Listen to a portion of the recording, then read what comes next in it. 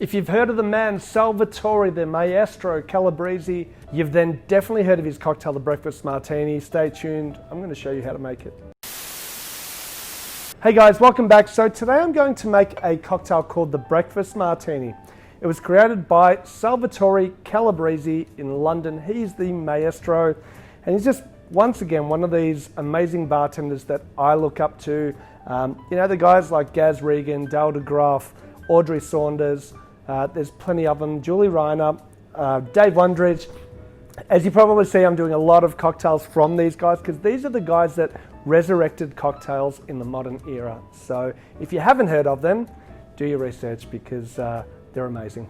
So the first thing that I need is 40 mils of gin. Okay, I like using a gin that has some citrus botanicals, so I'm going to use the Ford's gin, made by Simon Ford. They use bitter orange and grapefruit as their botanicals with the citrus. Next up, we need 20 mils of triple sec. My favorite, as you always know, is Cointreau. What do I like about Cointreau? It's 40% ABV. It has been around for a really, really long time, and I find that some of the triple secs that you use at 20% ABV for me don't really they're not punchy enough as the Cointreau. And next up, 20 mils of fresh lemon juice. Last but not least, I'm going to use a breakfast marmalade. It normally calls for an English style marmalade. I'm here in Australia, so I'm going to use the Beerenberg Australian Orange Marmalade. 1 bar spoon of that.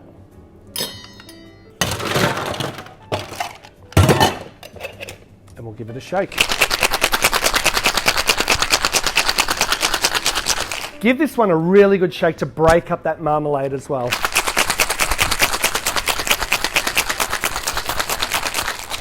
All right, hopefully that's been hard enough. I'm then going to double strain it into a cocktail glass. I love the Camorra.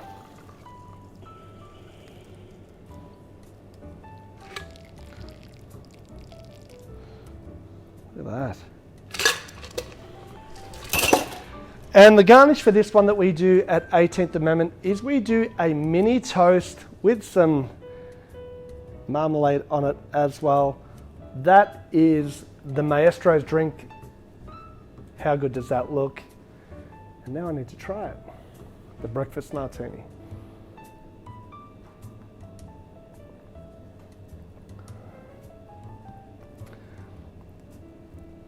Like, it is so simple, the ingredients. I'm not saying anything against Salvatore, but it just shows how good he is, that you don't need to do 150 different things in a cocktail to make a modern classic. He went and tweaked a cocktail, and it's just incredible, and it's been around for a long time. And guys, sometimes as bartenders or cocktail bartenders, we tend to try to get too fancy. This is a perfect example that if you know how ingredients work and know all about balance, you can make something that will be around for a long time after Salvatore's here, that everyone's going to enjoy. Guys, please like, subscribe. See you again soon on Let's Talk Drinks.